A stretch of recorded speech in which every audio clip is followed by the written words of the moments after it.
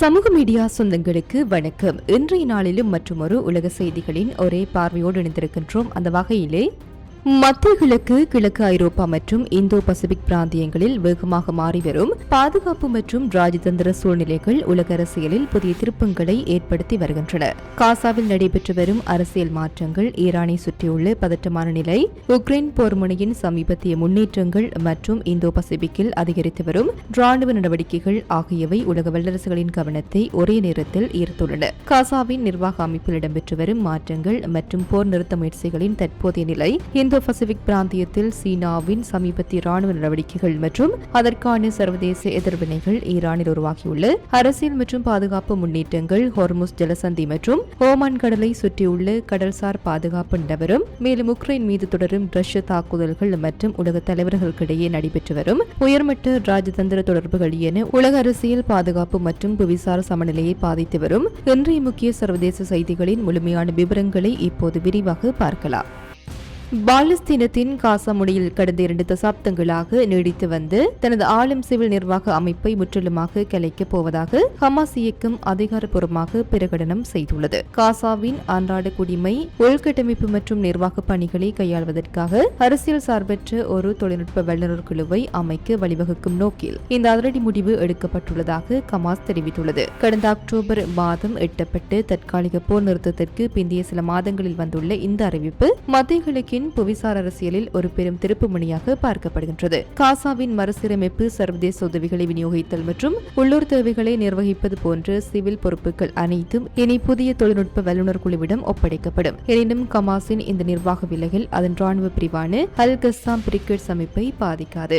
அன்றாட ஆட்சியில் இருந்து ஹமாஸ் விலகினாலும் அதன் வசம் உள்ள அரசு ஏவுகணைகள் மற்றும் ஆயுதங்களை களைவது குறித்த இஸ்ரேலின் முதன்மை நிபந்தனையை ஹமாஸ் திட்டவட்டமாக நிராகரித்துள்ளது. இதனால் போர் நிறுத்தத்தை நிரந்தர அமைதியாக மாற்றுவதில் பெரும் சிக்கல் நீடிக்கிறது. ஹமாஸின் இந்த அறிவிப்புக்கு மத்தியில் இஸ்ரேலிய பிரதமர் பெஞ்சமின் நெதன்யாகு வடக்கு காசாவில் மஞ்சள் கோடு எனப்படும் 3 புதிய யூத குடியேற்றங்களை அமைக்க தீவிரமாக திட்டமிட்டு வருகின்றார். காசாவின் 70% நிலப்பரப்பை இஸ்ரேல் ஏற்கனவே ஆக்கிரமித்துள்ளதாக பிரேக்கிங் தி சைலன்ஸ் மனித உரிமை அறிக்கை சுட்டிக்காட்டியுள்ளது.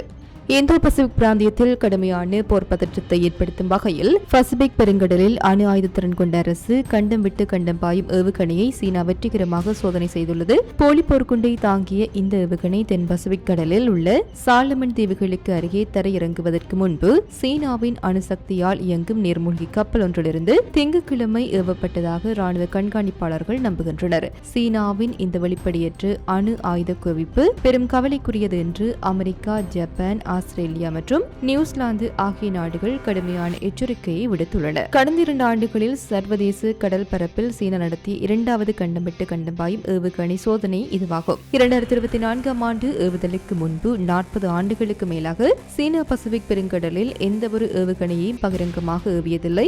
ஆசியாவிற்கு அப்பால் அமெரிக்க கண்டம் உட்பட வெகு தொலைவில் உள்ள இலக்குகளை துல்லியமாக தாக்கும் பெய்ஜிங்கின் வளர்ந்து வரும் அசுர திறனை இந்த சமீபத்திய சோதனை நிரூபித்துள்ளது. அணு ஆயுத பரவலை தடுக்க அமெரிக்கா முன்னெப்போதையும் விட கடுமையாக பணியாற்றி வரும் வேளையில் சீனா அதற்கு நேர்மாறாக செயல்படுகிறது என்று அமெரிக்க வெளியுறவுத்துறை செய்தி தொடர்பாளர் டாமி பிகாட் குற்றம் சாட்டியுள்ளார். எதிர்கால ஒப்பந்தம் எதிலும் சீனாவும் சேர்க்கப்பட வேண்டும் என்று வாதிட்டு இந்த ஆண்டின் தொடக்கத்தில் ரஷ்யாவுடனான புதிய ஸ்டார் ஒப்பந்தத்தை அமெரிக்க அதிபர் டொனால்ட் ட்ரம்ப் காலாவதியாக அனுமதித்ததை தொடர்ந்து இச்சோதனை புவிசார் அரசியலை உலுக்கியுள்ளது. இந்த ஏவுகணை சோதனையானது அப்பிரதேசத்தில் ஸ்திரத்தன்மையை சீர்குலைக்கும் என்று ஆஸ்திரேலியா விவரித்துள்ளது. இந்தியாக ஆஸ்திரேலியாவும் பிஜியும் ஒரு புதிய பாதுகாப்பு ஒப்பந்தத்தில் கையெழுத்திட்ட அதே நேரத்தில் இந்த அசுர சோதனை நிகழ்ந்துள்ளது. ஜப்பான் தனது கடுமையான கவலைகளை வெளிப்படுத்தியுள்ள சூழலில் சீனாவின் மிக நெருங்கிய கூட்டாளியான ரஷ்யா இச்சோதனை சீனாவின் இறையாண்மை உரிமை என்று கூறி மாஸ்கோ இதற்கு முழு ஆதரவும் அளித்துள்ளது.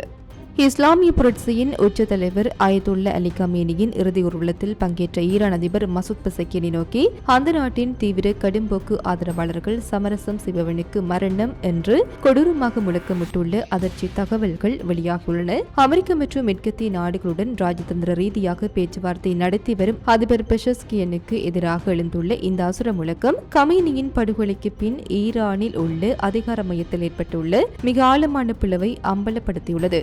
கொமேனியின் இறுதி சடங்கை அமெரிக்கா மற்றும் இஸ்ரேலுக்கு எதிராக புதிய போர் எச்சரிக்கைகளை விடுக்க ஈரானிய மூத்த தலைவர்கள் பயன்படுத்திக் கொண்டனர். நமது தியாகி இமாமின் கொலையாளிகள் தங்கள் செயல்களுக்கு பலன் அனுபவிப்பார்கள். எருசலேமை விடுவிப்பதன் மூலமே எங்களின் இறுதி பழிவாங்கல் நடவடிக்கை அமையும் என்று ஈரானிய நாடாளுமன்ற சபாநாயகர் முகமது பாகர் காலிபாப் அதிரடியாக முழங்கியுள்ளார். ஈரானுடன் ஒப்பந்தம் எட்டப்படாவிட்டால் அமெரிக்கா அந்த வேலையை முடித்துவிடும் என்றும் ஈரானின் பாலங்களை ஒரே மணி நேரத்திலும் எரிசக்தி உள்கட்டமைப்புகளை ஒரு பிற்பகலிலும் தரைமட்டமாக்க முடியும் என்று அமெரிக்க அதிபர் டொனால்ட் ட்ரம்ப் அச்சுறுத்தி இருந்தார். இதற்கு பதிலடி கொடுத்துள்ள ஈரானின் உச்ச தேசிய பாதுகாப்பு கவுன்சில் செயலாளர் முகமது பாக்கர் ஜோல்காதர் 91 மில்லியன் ஈரானியர்களை அச்சுறுத்தும் மாயையில் மூழ்கிய அமெரிக்க அதிபரே, ஈரானிய மக்களிடம் மரியாதையுடன் பேசுங்கள், இல்லையெனில் நாங்கள் உங்களுக்கு வேறு கொடூர மொழியில் பதிலளிப்போம் என்று எச்சரித்துள்ளார்.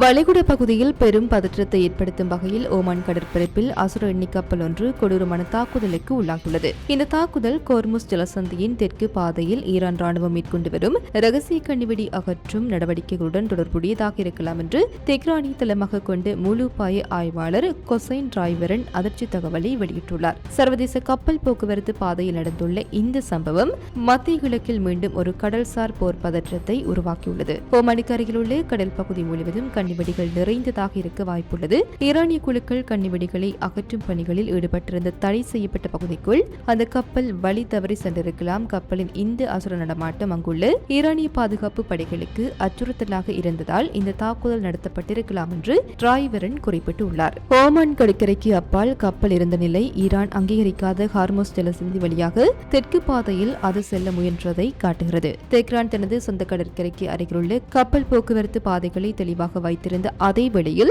சர்வதேச கப்பல்களை கட்டுப்படுத்த இந்த தெற்கு நீர்ப்பரப்பில் அசுர கண்ணிவெடிகளை பதித்துள்ளதாக அவர் அம்பலப்படுத்தியுள்ளார். இந்த கொடூர கப்பல் தாக்குதல் குறித்து ஈரான் அரசு இதுவரை எந்தவொரு அதிகாரப்பூர்வ ராஜதந்திர அறிக்கையையும் வெளியிடவில்லை. எனினும் வந்து செல்லும் கப்பல்களின் எண்ணிக்கை அதிகமாக உள்ள இப்பகுதியில் எந்த கட்டுப்பாடும் இல்லாததால் அடுத்தடுத்த விபத்துக்கள் நேரிடலாம் என அஞ்சப்படுகிறது. ரஷ்யா உக்ரைன் போரில் இதுவரை இல்லாத ஒரு புதிய கொடூர கட்டமாக உக்ரைன் தலைநகர் கீவ் மீது ரஷ்ய ராணுவம் அசுர வான்வெளி தாக்குதலை தொடுத்துள்ளது. திங்கள் மற்றும் செவ்வாய்க்கிழமை அதிகாலை உக்ரைன் எல்லையை கடந்து பாய்ந்த ரஷ்யாவின் அதிவேக பாலிஸ்டிக் ஏவுகணைகள் மற்றும் ஜெட் ட்ரோன்கள் கீவ் நகரின் பாதுகாப்பு அரண்களை துளைத்து அசுர சேதங்களை ஏற்படுத்தியுள்ளன. இந்த தாக்குதல் கீவின் வான் பாதுகாப்பு அமைப்புகளின் கடுமையான பலவீனத்தை வெளிப்படுத்தியுள்ளதால் ஒட்டுமொத்த பிராந்தியமும் பெரும் பாதுகாப்பற்ற நிலைக்கு தள்ளப்பட்டுள்ளது. உக்ரைனிடம் அமெரிக்க தயாரிப்பான பேட்ரியாட் வான் பாதுகாப்பு ஏவுகணைகளின் இருப்பு ஆபத்தான நிலைக்கு குறைந்துள்ளதை சாதகமாக்கிக் கொண்ட ரஷ்யா ஒரே நேரத்தில் நூற்றுக்கணக்கான குரூஸ் மற்றும் கின்ஜால் அதிவேக ஏவுகணைகளை ஏவியுள்ளது. இதனால் கீவ் நகரின் வான் பாதுகாப்பு அமைப்புகள் ஏவுகணைகளை தடுக்க முடியாமல் திணறி வருகின்றன. இந்த வான்வெளி தாக்குதல்களால் கீவ் மற்றும் அதன் சுற்று வட்டார பகுதிகளில் உள்ள மின் உற்பத்தி நிலையங்கள், ராணுவ கட்டுப்பாட்டு அறைகள் மற்றும் பொதுமக்கள் வசிக்கும் அடுக்குமாடி குடியிருப்புகள் கொடூரமாக சேதமடைந்துள்ளன. இந்த சமீபத்திய பதற்ற அதிகரிப்பு உக்ரைன் எல்லையை தாண்டி ஒட்டுமொத்த ஐரோப்பிய பாதுகாப்பை உலுக்கியுள்ளது. ரஷ்யாவின் இந்த அசுர நகர்வுக்கு மத்தியில் அமெரிக்க அதிபர் டொனால்ட் ட்ரம்ப், ரஷ்ய அதிபர் விளாடிமிர் புடின் மற்றும் உக்ரைன் அதிபர் வோலோடிமிர் ஜெலன்ஸ்கி ஆகியோருக்கு இடையே அவசர தொலைபேசி பேச்சுவார்த்தைகள் நடந்துள்ளதாக ராஜதந்திர வட்டாரங்கள் தெரிவிக்கின்றன. இத்துடன் குறித்த காணொளி நிறைவு பெறுகின்றது. இது தொடர்பிலான உங்களுடைய கருத்துக்களை கமெண்ட் வாயிலாக தெரிவிக்கலாம். இது போன்ற பல செய்திகளை தெரிந்து கொள்ள நம்முடைய சமூக மீடியா யூடியூப் சேனலை சப்ஸ்கிரைப் செய்து அருகிலுள்ள பெல் பட்டனை கிளிக் செய்யுங்கள். மேலும் செய்திகளை உடனுக்குடன் தெரிந்து கொள்ள சமூகமீடியா.com என்ற இணையதளத்தின் வாயிலாக எங்களுடன் இணைந்திருங்கள்.